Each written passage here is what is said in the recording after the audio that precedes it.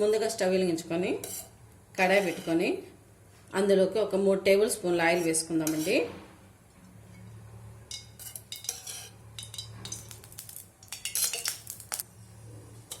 Oil heat ఎక్కిన తర్వాత 1/2 table spoon దాకా ఆవాలు, 1/2 టేబుల్ స్పూన్ దాకా పచ్చెనగపప్పు, అలాగే 1/2 టేబుల్ స్పూన్ దాకా జీలకర్ర వేసుకొని అవి చిటపటం అనేటప్పుడు సన్నగా తరిగి పెట్టుకున్న ఒక ఉల్లిపాయ వేసుకుందామండి. ఉల్లిపాయ వేసుకున్న తర్వాత ఉల్లిపాయను 1 నిమిషం పాటు బాగా ఫ్రై చేసుకుందాము. ఆనియన్స్ని ఇలా బాగా వేపుకున్న తర్వాత మనం ముందుగా శుభ్రం చేసి పెట్టుకున్న నేను 2 సార్లు వాష్ చేసుకున్నానండి ఆకుకూరను. ఇప్పుడు ఈ ఆకుకూరను ఇందులో వేసుకుందాము. ఇలా 2 సార్లు బాగా కడుక్కున్న ఆకుని ఇందులోకి వేసుకున్నాం కదండి. ఇది మిగిలిన ఆకు కూడా నేను వేసుకుంటున్నాను.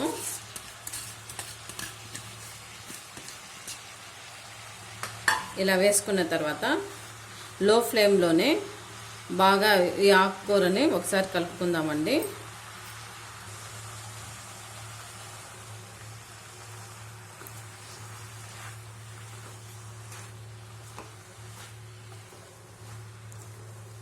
ఇలా ఆకుకూరని ఇలా చిన్నగా తిప్పుకుంటూ బాగా వేపుకోవాలండి ఆకుకూరని.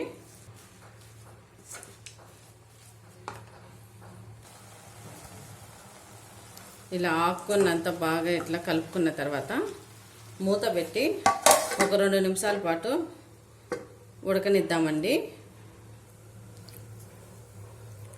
2 నిమిషాల తర్వాత మూత తీసి ఒకసారి ఆకుకూరని కలుపుకుందాము.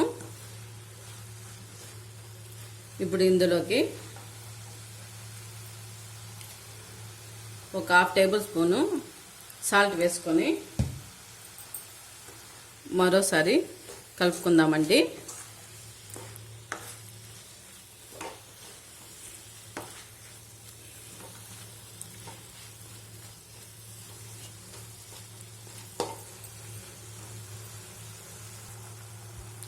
ఈ ఆకుకూరలో ఈ వాటర్ అంతా ఇంకిపోయే వరకు మీడియం ఫ్లేమ్లోనే ఇట్లా ఫ్రై చేసుకుంటూ ఉందాము.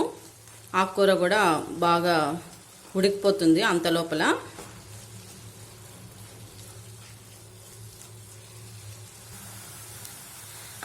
ఇలా వేపుకున్న తర్వాత మనం ఇందులోకి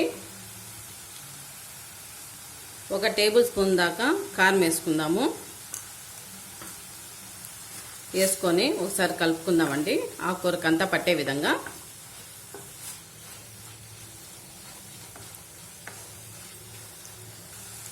చూడండి వాటర్ అంతా ఇంకిపోయింది. ఇప్పుడు మనం ఇందులోకి మనం ముందుగా పల్లీలు పొడి కొట్టి పెట్టుకుందామండి. పల్లీలు వెల్లుల్లిపాయ వేసి ఇప్పుడు ఇందులోకి మనము సరిపడేంత పల్లీల పొడి వేసుకొని కలుపుకుందామండి.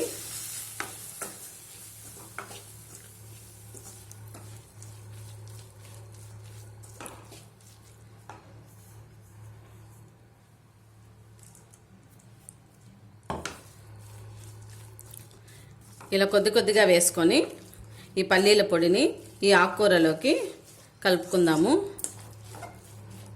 ఈ ఆకుకూరకి ఎంత సరిపోతే అంత పొడి వేసుకోండి. చూడండి దంటాకు ఫ్రై రెడీ అయిపోయిందండి మనకు ఆకుకూర ఫ్రై. మీరు కూడా ఒకసారి ట్రై చేసి ఎలా వచ్చిందో కామెంట్ రూపంలో తెలియజేయండి. Please like, share, subscribe.